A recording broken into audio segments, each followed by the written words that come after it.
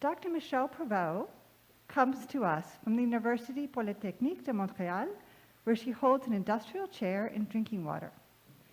She participated in the National Academy of Science, Engineering, and Medicine's Management of Legionella and Water Systems Committee, and is a member of the Canadian Academy of Engineering. Dr. Prévost? Okay, let's see, can you hear me well?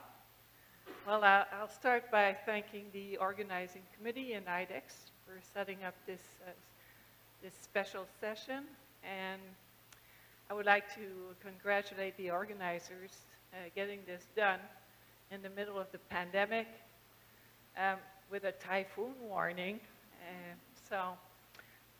Congratulations and thank you for holding on and getting this done. This is a unique opportunity for myself and my students. I have 2 students today with me to meet all of you experts from across the world to discuss, exchange, and get new ideas. So I come from a background of environmental engineering, so I'll be focusing on using these methods for environmental monitoring, which is what I'm really involved in.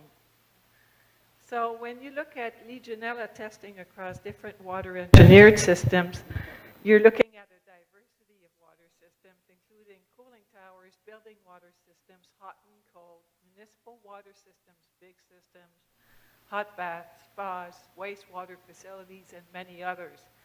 And all of this diversity poses certain challenges in terms of water quality that are quite different. They also pose bigger challenges, in my opinion, in terms of sampling them.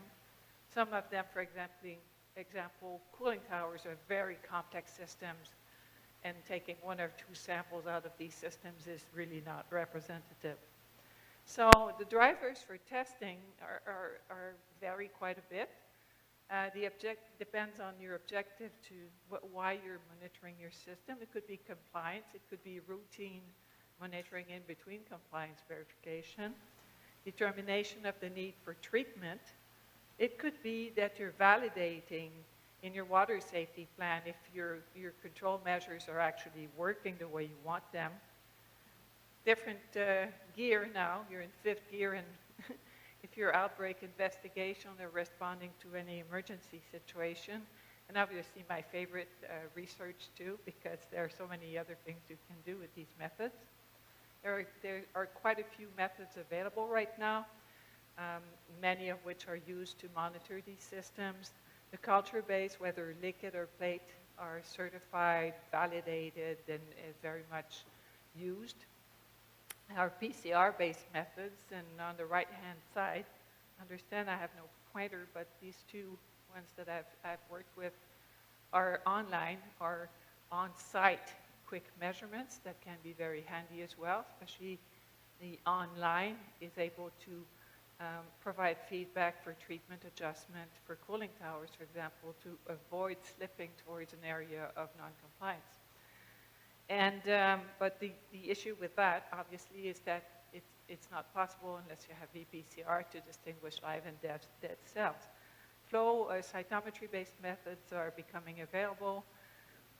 Genomic typing is in mainstream, and metagenomics is coming, as we heard yesterday. How fast is it coming? That remains to be seen. So when you're comparing these methods and asking yourself which ones you want to use, you have to think about, is it performant in the matrix I want to use it in? Cooling towers and potable water are different. Is it specific, sensitive, precise, and accurate? This is especially important if you want to use it for compliance. Is it simple to use? Allowing multiple labs to develop the ability to do so, and multiple users as well. Is it standardized or recognized at least by regulator or accepted by industry as a good method?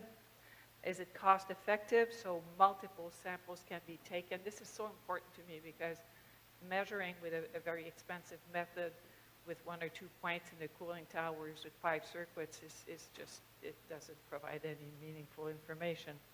Is it fast enough? It has to be fast enough for a timely response. So liquid culture versus plate culture is part of the focus we have this afternoon. And I just wanted to give you my take on it. We've been using it in my laboratory for quite a while. And I think it's been validated by a large number of studies with a low rate of false positivity for potable and non-potable samples. It's been demonstrated to be less variable. And the NISO reference methods, more sensitive. That's my experience too, especially in cooling towers, the values are a bit higher. And we attribute that to the fact that we may have losses through pre-treatment, and perhaps we're picking up a bit of the viable but non-culturable cells. There are standards and validations available. There is not a demonstrated capacity of isolating strains. There was not, and my colleague Dr. Fauché will be presenting data to address that, and it's a faster response. So I'll share a bit of my data. There are so many studies available, but I'll show you what we did. Our regulator in a large project I'm leading in Canada wanted to know the accuracy, bias, and precision of some of the methods we're using, whether online PCR-based or culture-based. Here you can see there are three concentration of Legionella, and the horizontal bars are the spike concentration. We spiked star LP ST62 environmental strains in drinking water, filtered drinking water. And what you see here are results for the different concentrations.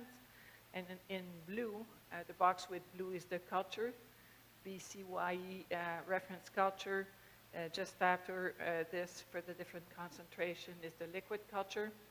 And then you have the flow cytometry, obviously, for the lower concentrations, not as precise and useful. Quite precise for these higher concentration, and the 3 PCR that are grouped together. And in this case, in this situation, PCR was a bit lower, and that then were the liquid culture and the flow cytometry. So we concluded that liquid culture and flow cytometry were most accurate, precise. qPCR in this situation was slightly lower, and the BCYE culture was least accurate and precise. So we're in this situation.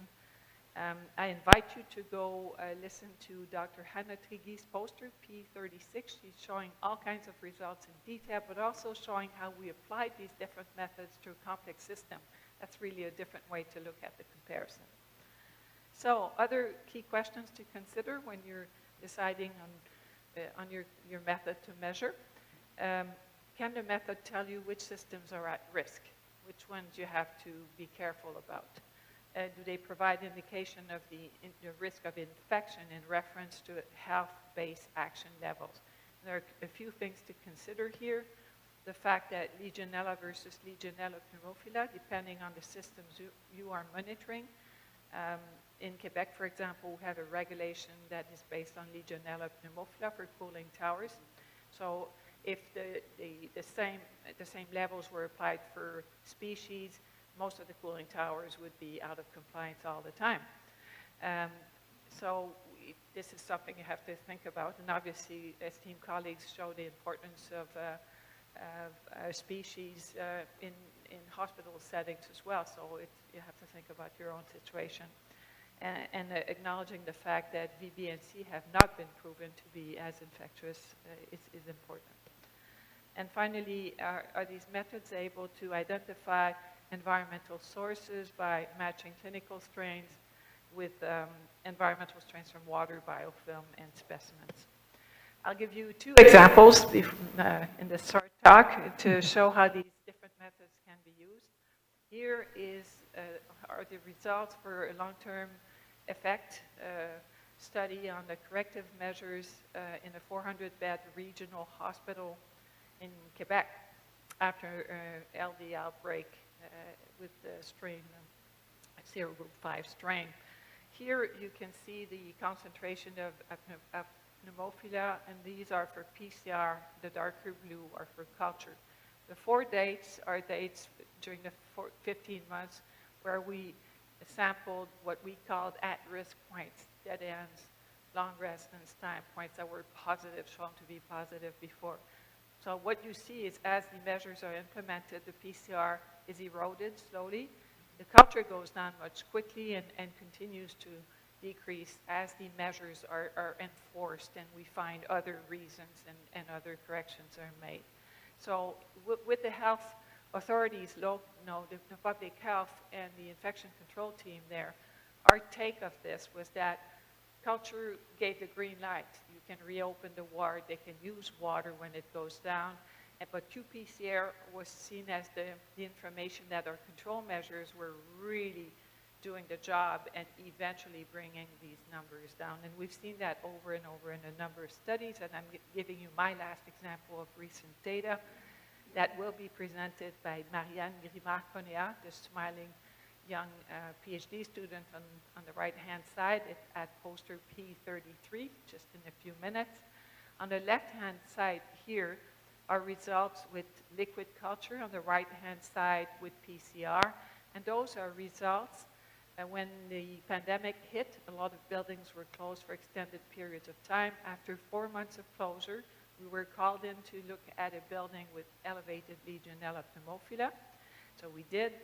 We proceeded to do the preventative flushing and then again measured 1 month after.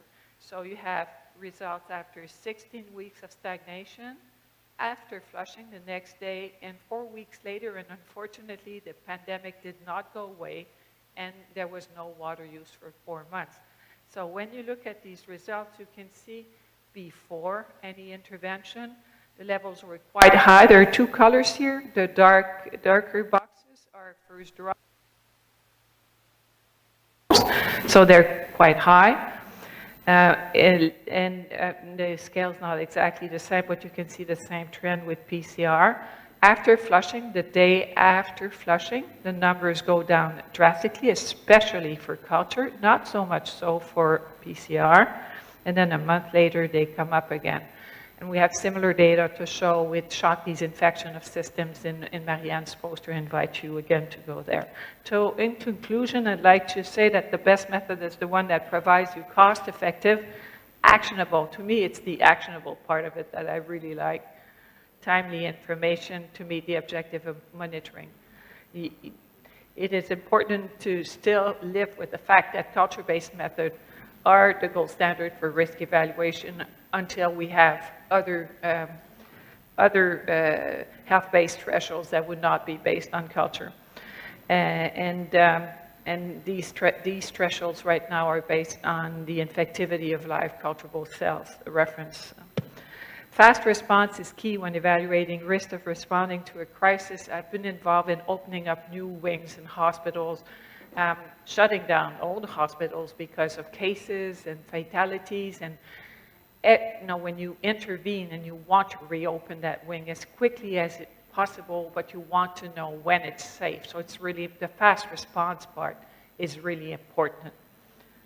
And finally, consider the best selection for your own system, considering water quality, diversity, complexity of the system, to avoid unnecessary advisories, thinking about what is driving the risk in your system.